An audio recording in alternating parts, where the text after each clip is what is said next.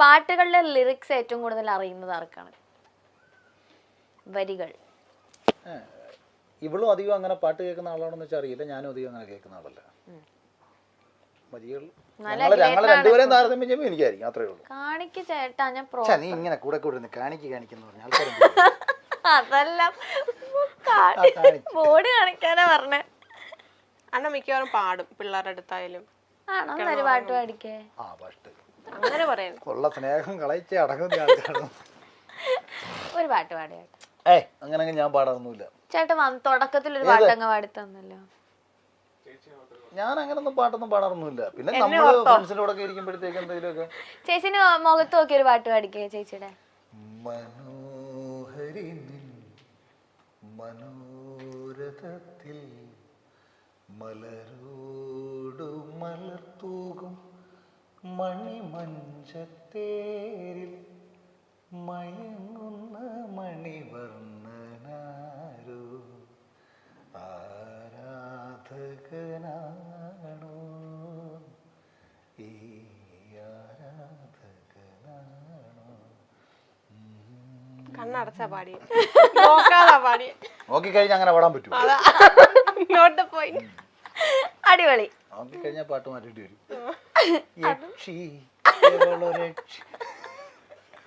അതിലെ രാക്ഷസി പാട്ടാണ്. അന്ന് ചേച്ചി ഒരു പാട്ട് പാടിക്കാൻ ഞാൻ പാടൂല. ഡാൻസ് മാത്രമേ ഉള്ളൂ. ഇത് ഇച്ചിരി വോയിസ് ഒക്കെ ഒന്ന് കറക്റ്റ് ആയിട്ടൊന്ന് ബാലൻസ് ചെയ്തിട്ട് വേണേ പുറത്തുവിടാൻ. എഡിറ്റ് ചെയ്ത്. ഓക്കെ. എവിടെയെങ്കിലും പോകാൻ ഇറങ്ങുമ്പോ ലേറ്റ് ആകുന്നത് ആരാണ്? അത് വെള്ളമായിരിക്കും. ഞാൻ എനിക്ക് കുളിയൊക്കെ വളരെ ഫാസ്റ്റ് ആയിരിക്കും. ഡ്രസ്സിങ് ഫാസ്റ്റ് ആയിരിക്കും. അങ്ങനെ അധികം ഞങ്ങൾ അങ്ങനെ പുറത്തിറങ്ങി കറങ്ങാൻ പോയിട്ടില്ല. പിന്നെ എവിടെങ്കിലും ഒക്കെ പോകുമ്പോൾ ഇവളായിരിക്കും. Action start. The end. ഇന്ന് പോയേ. ചോദിക്കട്ടെ, വിയേർഡ് ആയിട്ടുള്ള കോമ്പിനേഷൻ ഫുഡൊക്കെ ട്രൈ ചെയ്യാൻ ആർക്കാണ് കൂടുതൽ ഇഷ്ടം? വിയേർഡ് അതായത് ഇപ്പോ ചപ്പാത്തിയും ഏത്തപ്പഴവും. അത് ഞാനാ. അതെന്തൊക്കെയാ ചേട്ടാ? നീ പറഞ്ഞ ഞാൻ ഇപ്പൊ ചപ്പാത്തിയിലൂടെ പഴം കഴിക്കുന്നത്. ചപ്പാത്തി പാല്, ചപ്പാത്തി പഴം, അതൊക്കെയാണ് ഞാൻ കഴിക്കുന്നത്. പുട്ടും ചോറും ചായ. പുട്ടും പഴവും കൂടെ ഇളക്കിയിട്ട് അച്ചാറും കൂട്ടി കഴിക്കും. എനിക്ക് ഭയങ്കര ഇഷ്ടമാണ്. മീനാച്ചാറുള്ള സമയത്ത് ഞാൻ മിക്ക ദിവസങ്ങളും ഞാൻ രാത്രിയിൽ ഞാൻ പുട്ടും പഴവും മീനാച്ചാറുമായിരുന്നു കഴിക്കുന്നത്. ഞാൻ ബിഗ് ബോസ് ഹൗസിൽ ഒരിക്കൽ പഴം വന്ന സമയത്ത് ഷീച്ചൻ്റെ അടുത്ത് ഇവിടെ കൊണ്ടുവന്ന് മീനാച്ചാറും കൂട്ടി ഞാൻ ഷീച്ചോണ്ട് ഞാൻ ആടി നോക്കാനല്ലോ സൂപ്പർ നന്നായി. ഇതൊക്കെ പായസവും അച്ചാറും അതിന് ഒരുപാട് ഒരു കഴിക്കുന്നതാണ്. മധുരവും ഈ എരിയും കൂടെ മിക്സ് ചെയ്ത് കഴിക്കാൻ ഭയങ്കര ഇഷ്ടമാണ്. ഓക്കെ. ആരാണ് പൈസ കൂടുതൽ സേവ് ചെയ്യുന്നത്? അന്നത്തെ കാര്യം ഇല്ല. പിന്നെ രണ്ടുപേരും മുണ്ടാലും സേവ് ചെയ്യാറില്ല. ഓരോ മാസവും ഞാൻ എങ്ങനെ കഴിഞ്ഞു പോയെന്ന് എനിക്കും ദൈവം ഇനി ഞാൻ എങ്ങനെ അടിപൊളിച്ച് ജീവിക്കും. സത്യം കേട്ടോ, എനിക്ക് ഭയങ്കര അത്ഭുതം തോന്നുന്നില്ല എൻ്റെ ലൈഫിൽ. പിന്നെ എനിക്ക് ആക്ച്വലി കൊച്ചിയിലൂടെ 1.5 ലക്ഷം രൂപയ്ക്ക് മേളിൽ ഒരു മാസം ചിലവാണ്.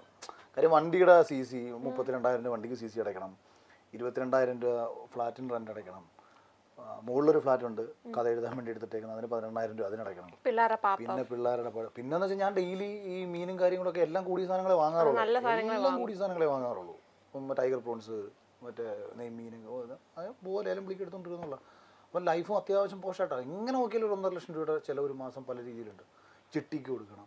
പക്ഷേ ഇത് ഈ മാസം വരുന്നത് വന്നു, അടുത്ത മാസം ഒരു ഐഡിയ ഒന്നുമില്ല, അങ്ങനെ പൊക്കോണ്ടിരുന്നേ. ഇത് എനിക്ക് അതാണ് ഞാൻ എപ്പോഴും ഈ ദൈവത്തിൽ ആരോ എനിക്ക് വേണ്ടിയിട്ട് കാര്യങ്ങൾ ചെയ്ത് തന്നുകൊണ്ടേയിരിക്കുന്നു എന്ന് എനിക്കെപ്പോഴും ഫീൽ ചെയ്യുന്ന കാര്യം. ഞാൻ ഇവിടെ വിളിച്ച് എറണാകുളത്തേക്ക് ഇറങ്ങുന്ന സമയത്ത് ഒരു പൈസയുടെ വരുമാനമൊന്നുമില്ല. പോകാന്ന് പറഞ്ഞൊരു പോക്കും പോയതാ പിള്ളേരുമായിട്ട്. പിന്നെ വരുന്നു ഹരിയുടെ കമ്പനിയിൽ നിന്ന് കുറച്ച് വരുമാനം കിട്ടി തുടങ്ങുന്നു. ഹരീഷ് എനിക്ക് മാസം ഒരു ചെറിയ പൈസ തരുന്നു. പിന്നെ ഇങ്ങനെ ഫ്രണ്ട്സ് ആരെങ്കിലും ഒക്കെ തരും. കാനഡയിൽ അനീഷ്, അവരൊക്കെയാണ് ഇങ്ങനെ കൂടെ പൈസ തരുന്നത്. ഇവന്മാരെല്ലാം കൂടെ കുറേ പൈസ പലപ്പോഴായിട്ട് തന്നിട്ടൊക്കെ ഉള്ളത് എടുത്ത് നമ്മൾ ജീവിച്ച് പോയി എന്നുള്ളതാണ്. ഓക്കെ, അത് പിന്നെ സംഭവിച്ചു. ഇങ്ങനെ ഇപ്പം ബിഗ് ബോസ് സംഭവിച്ചിട്ടുണ്ടെങ്കിൽ വേറെ എന്തെങ്കിലും സംഭവിക്കുമായിരുന്നു എന്നാണ് ഞാനും വിചാരിച്ചു. ഓക്കെ. ഇപ്പൊ ലേലം വിളിക്കാൻ പോയോ ബിഗ് ബോസ് ഹൗസിൽ നിന്ന് ഇറങ്ങിയിട്ട്? എന്തിന്റെ മീൻ വാങ്ങാൻ തുടങ്ങാൻ പറ്റുന്ന അവസ്ഥയല്ലല്ലോ. അത് ഹരി കഴിഞ്ഞ ദിവസം പറഞ്ഞു, അളിയൻ വരുന്ന ഏറ്റവും വലിയ പ്രശ്നം അളിയന് മീൻ പിടിക്കാൻ പോകാം, ലേലം പിടിക്കാൻ പോകാൻ പറ്റത്തില്ല.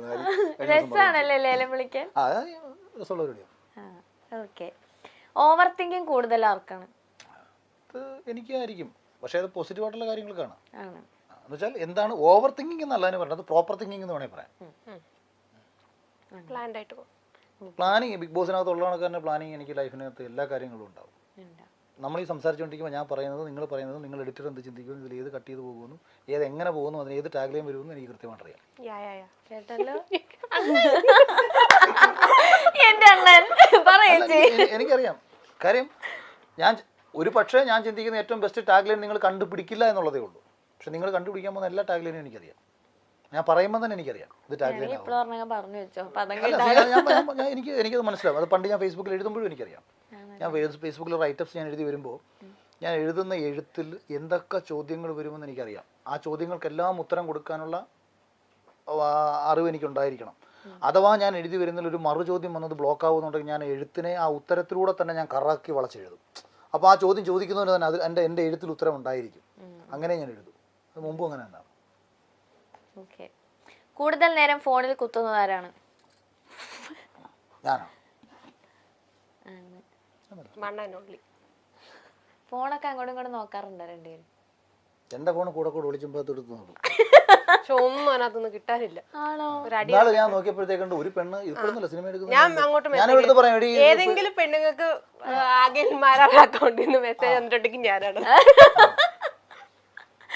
പരിപാടി. അതാ ഞാൻ കൊടുത്ത് മഴക്കുണ്ടാക്കും. നീ എന്തിനാണ് എത്രയോ പെണ്ണുങ്ങൾ ചേട്ടാ ചേട്ടാ എന്നൊക്കെ പറഞ്ഞു കഷ്ടമല്ലയോ എന്തോ മോളെ എന്നൊക്കെ പറഞ്ഞു ഞാൻ ഒരു ലവ് ഒക്കെ വെച്ചു കൊടുക്കും.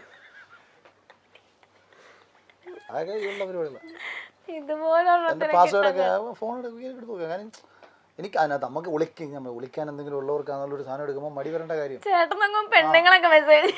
ഞാൻ പിന്നെ ഇടയ്ക്ക് അങ്ങനെ കണ്ടു. ഞാൻ നോക്കിയപ്പോഴത്തേക്ക് മേളിലോട്ട് 3-4 റിപ്ലൈ.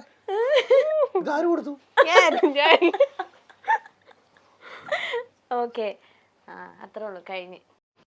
ബിഗ് ബോസ് മലയാളത്തിന്റെ ടൈറ്റിൽ വിന്നറെ നമുക്ക് എല്ലാവർക്കും അറിയാവുന്ന ആളാണ് അഖിൽ മാരാർ.